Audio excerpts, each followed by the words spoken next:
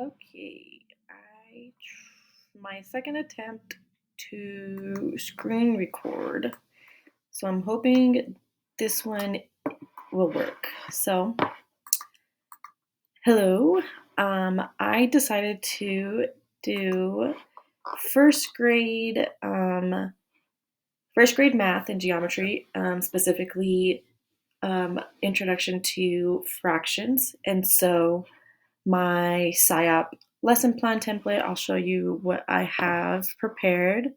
Um, this is my first lesson plan that I am recording myself, so hopefully, excuse all my nerves if I mess up or something like that. So I decided to do the Colorado Academic Standard of partition circles, rectangles, into twos and four equal shares. Describe the shares using the words halves, fours, and quarters, and use the phrases half of, fourth of, and a quarter of. And so for my content objective, I did students will be able to use their knowledge on numbers and be able to divide whole numbers into fractions. And for language objectives, I would have the students be able to describe what a fraction is and be able to identify fractions, possibly like numerically and visually. So for my key vocabs, I used whole, half of, part of, quarter of, fourth of, fifth of, sixth of, and equal. In my Google slide, I added a numerator and a denominator because I just think those are really key vocab words that they should know as well. My supplementary materials would be Play-Doh, whiteboard, worksheets, pencils, colored pencils, construction paper so that they can make their own fraction flip book. I would use this as a toolkit for them, and a flip chart that we'd be using as a whole class. And so for my preparation, I would want to do is adaptation of content, links to background, links to past learning, strategies incorporated, and for them to be able to be independent when they're working, and so they can understand fractions. For scaffolding, I wanted to model a fraction. I want to have a guided practice, an independent practice, and a comprehensive input. I would want to teach as a whole them as a whole class, and then have us break into small groups for them to help each other and understand fractions. Um, the integration of processes, I wanted it to be writing and speaking. I didn't highlight that. Writing, speaking, and listening. And for application as well, I didn't highlight it, but I wanted it to be hands-on. I wanted it to be meaningful. With introductions to fractions, I know it can be a little bit hard for students to understand what a fraction even is and how you can even divide a whole into, fractions. And so I want it to be meaningful. I want it to be linked to the objectives, and I want to promote engagement.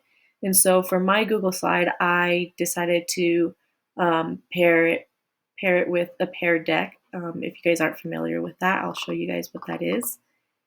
And my lesson sequence is just read, content, language, objectives, building background knowledge. So I would ask students what they think a fraction looks like numerically and give them options of what it would look like with objects, such as like pizzas and pies and all that. Would have them ask for examples of what fractions could look like. Excuse me. And then for guided practice, just after filling out and drawing fractions on the flip chart, students will create their own flip book, and I would also have my own flip book for them to use as an example. And so I would draw on the board of what other fractions can look like, such as 2/3, 1/4, 1/6, and have examples of that being drawn out. Applications, students will use worksheets to color in pictures of fractions, and so they would use this and my Pear Deck board to be able to applicate what fractions are. And then for assessments, they will use a Play-Doh and make shapes such as circle and squares, and then divide those the Play-Doh shapes into equal parts. And so they will be able to do that. I just thought that assessment could be more engaging, and it wouldn't be so stressful for students. And so hopefully that would be more helpful. So getting to this, my presentation, I'll be doing a little bit of explanation and a little bit of examples of how I would teach. So pies and pizzas, oh my. Colorado Academic Standard will be right here. Students can. And then my materials needed. And then I have the learning objective on here as well. So students will be able to identify fractions and divide items into halves, thirds, and quarters by using circles and squares. And for me only, I would go back to this YouTube video for reference so that I am able to keep the students on track with that. And then we would get into the lesson. And so, if I find it, here's another example of my key vocabularies. I just added numerator, denominator. So we'll start off the class to come in whenever we get the unit started, for them to come in and just give them instructions to take their seats, take out their classroom device so that this Pear Deck will be connected to their devices, since a lot of schools are using Chromebooks. When you are presenting, you can connect these two, and students can interact with their Chromebook to your presentation. And so the first thing I would ask is, I would tell them today we are learning about fractions, and we will be seeing what a fraction is and learning how you can use fractions in real objects and how we can divide fractions equally. And so then I would ask, what do you think a fraction is? So I would give them a couple minutes, 2 minutes max, just for them to write down their response. If they do not have a Chromebook, I would just have them talk quietly to their neighbor. So then I would go on and say, fraction is a part of a whole number and a way to split up a number into equal parts. It is written as the number of equal parts being counted, called the numerator, over the number of parts in the whole, called the denominator. Now I know that this is a really lengthy definition for the fraction, so what I would do is I would show them visually of what that could look like for them. So I would go on and say, which of these don't belong from the definition that we had talked about? And so the students will drag this icon right here when it's presented, and they would drag the icon to what they think doesn't belong. And so right here you can see that this one shouldn't belong. And so we would talk about how each of these items are divided equally and how these are not divided equally. They're just lines that are just drawn in. And we would talk more about that.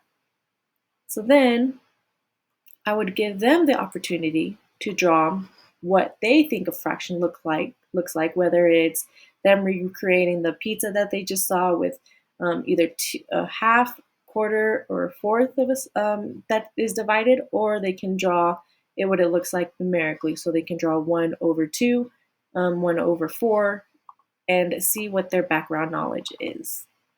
So then we would go into fractions have a number that is divided by a line.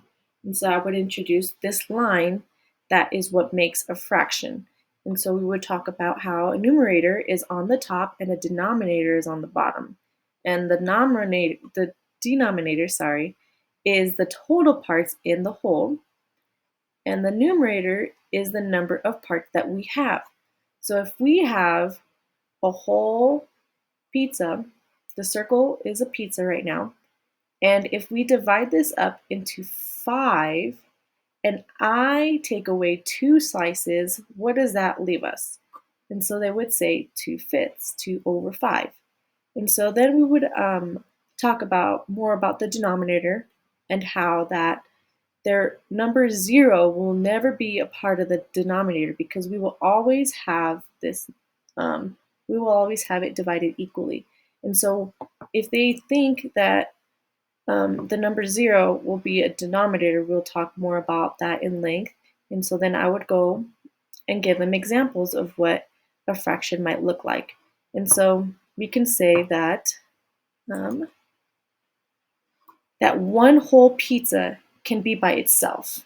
And now they can probably argue that it can be 1 over 0, but then again, we would go back to saying that the denominator in the denominator there will never be a 0. So that's why we use the definition or the keyword of one whole.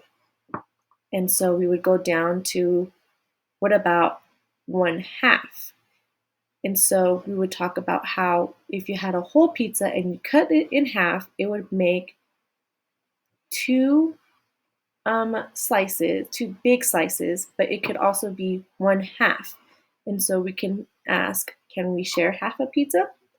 And so we can tell the students that when we are talking about fractions, we say 1/2, but we don't say 1 1/2 because then it would be more complicated and it would be a number 1 and half is what they're talking about, if that makes sense.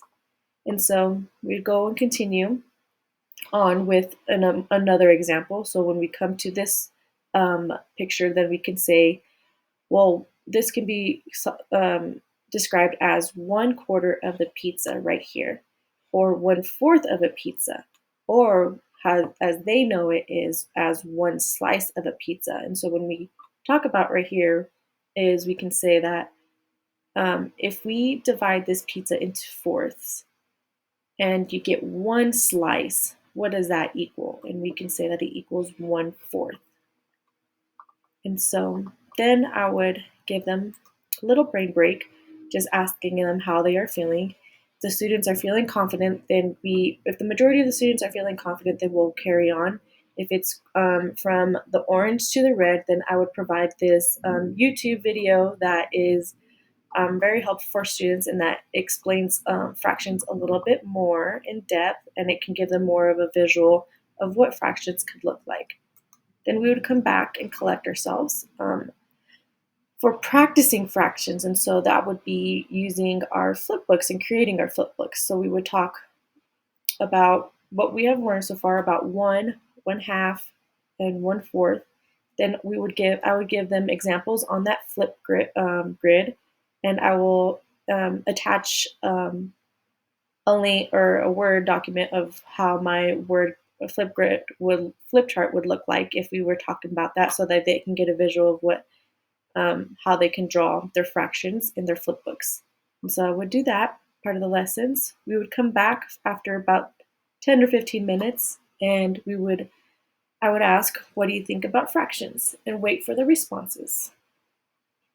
Then we would talk more about what they're more confused on, what they think about fractions, and we would come to this question. If I brought in one cookie for me and Billy to share, what fraction can I divide the cookie? So I would have 5 questions or 5 possible answers here. Obviously D is the correct answer, but then if the majority of the students do not understand, we'll go A through D, and we would draw what that could look like when we divide the cookie. So if I had the cookie and I wanted me and Billy to share, how does that look when we cut it 1/4? How would it look if we do it 4/3?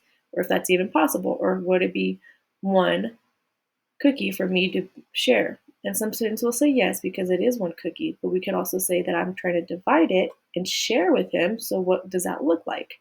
And try to model that fraction part. And to end the lesson, I would ask, pretend your friend was absent from class today.